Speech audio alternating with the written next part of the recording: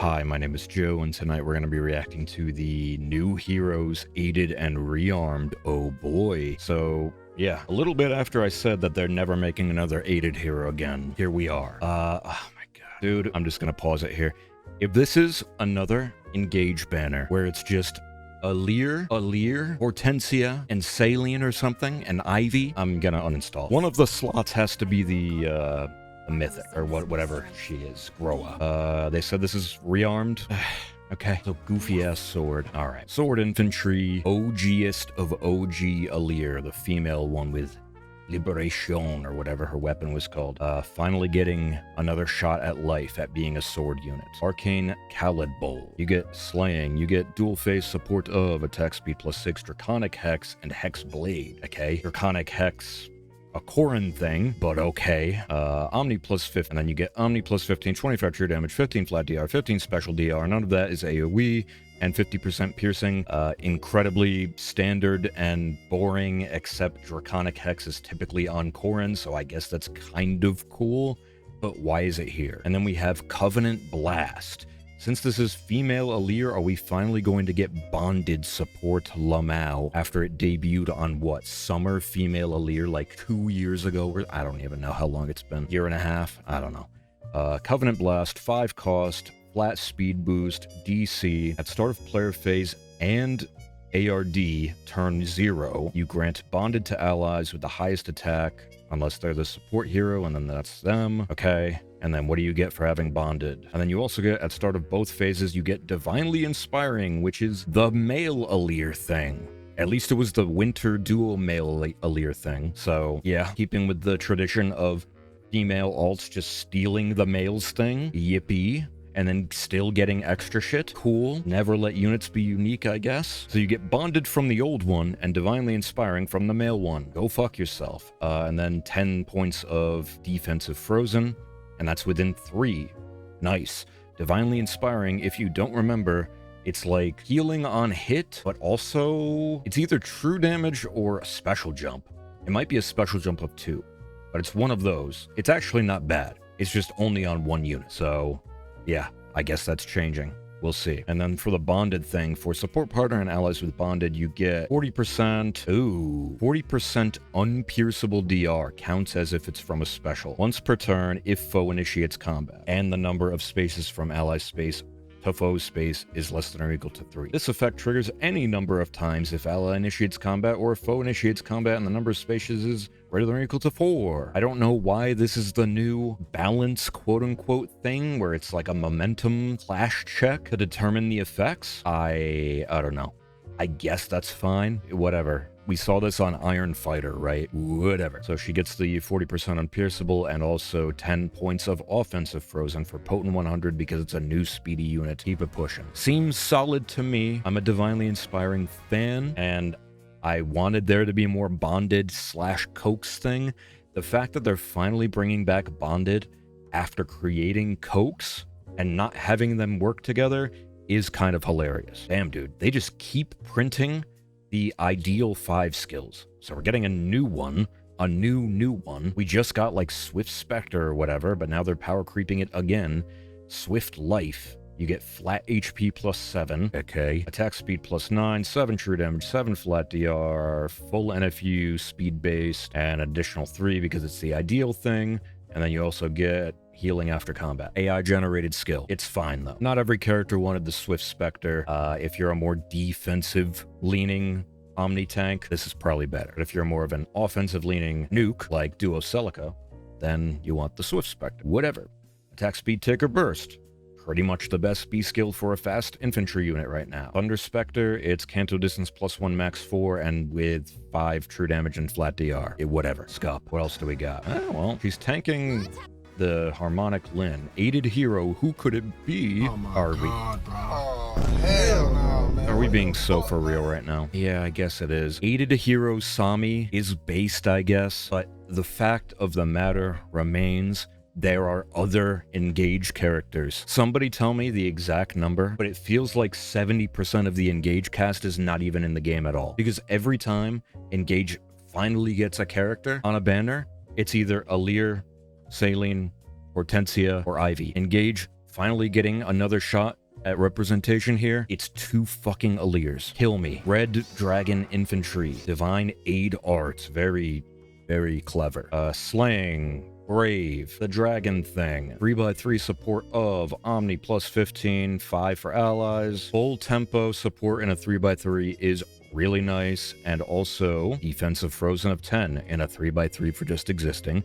Pretty good. Pretty good. 25 true damage, 15 flat DR, including AoEs, 15 special DR, including AoEs.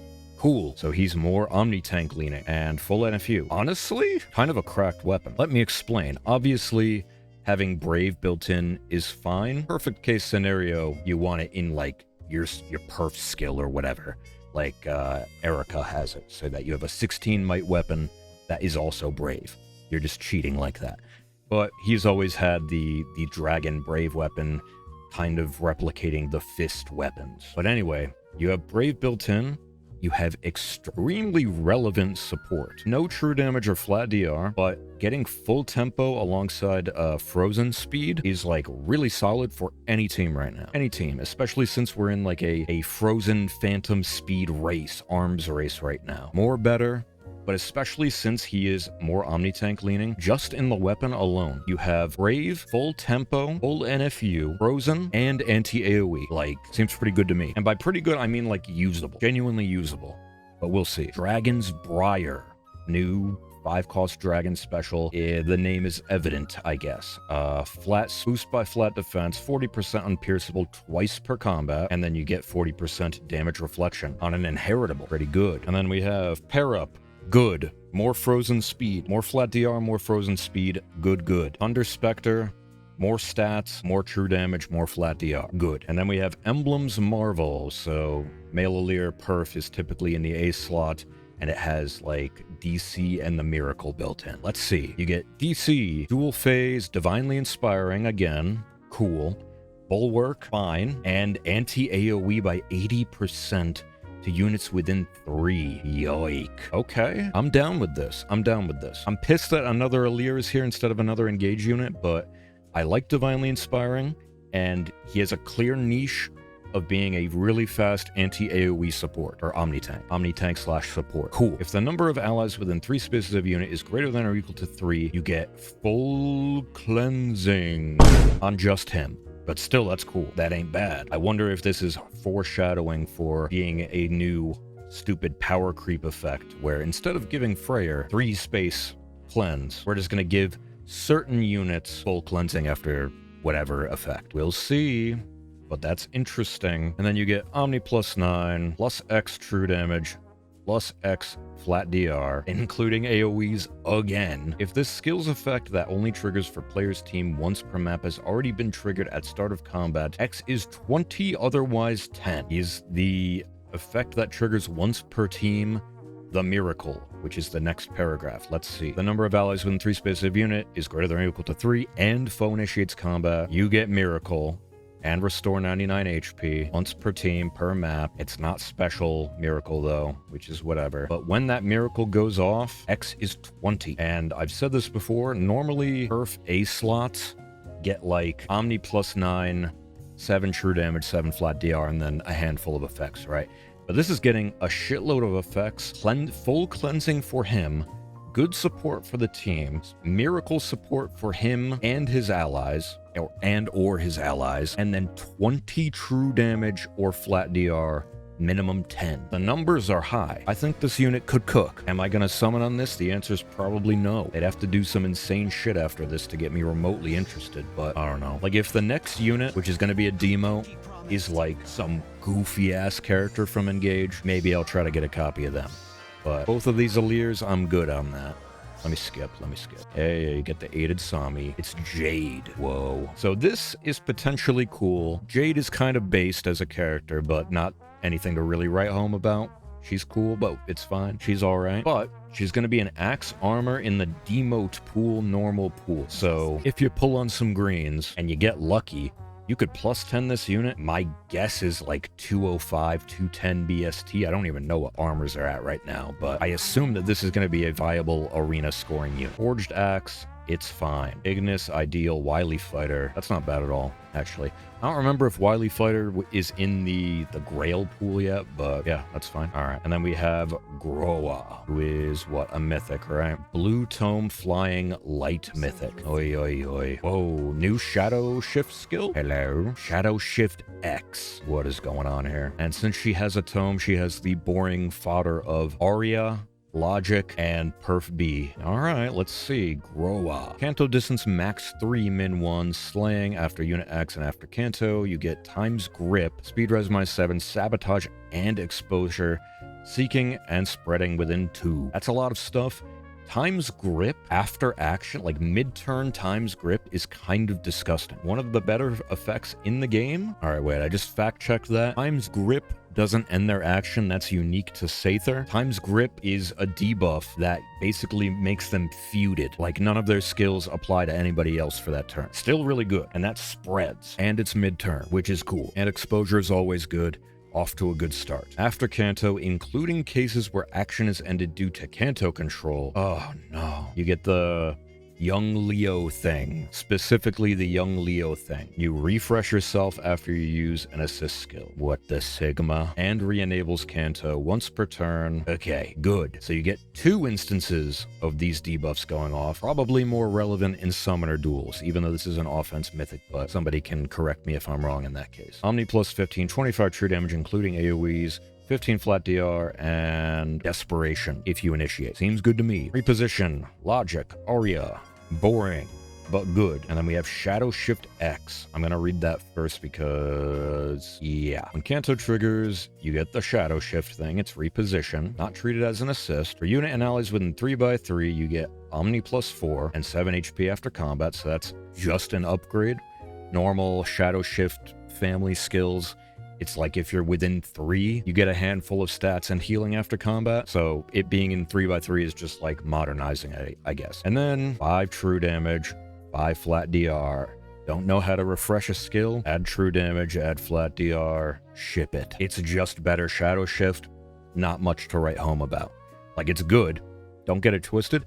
It's just like a boring upgrade. And then we have Maiden of Light Perf B. Pass. Oh boy. If rally or movement assist is used by unit, you get Coax. Finally, they really put bonded support and Coax support on the same banner in 2026. The Promised Land. All right, I'm with it.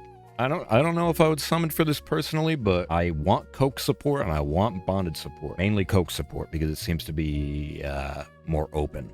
Bonded is only an Alir thing.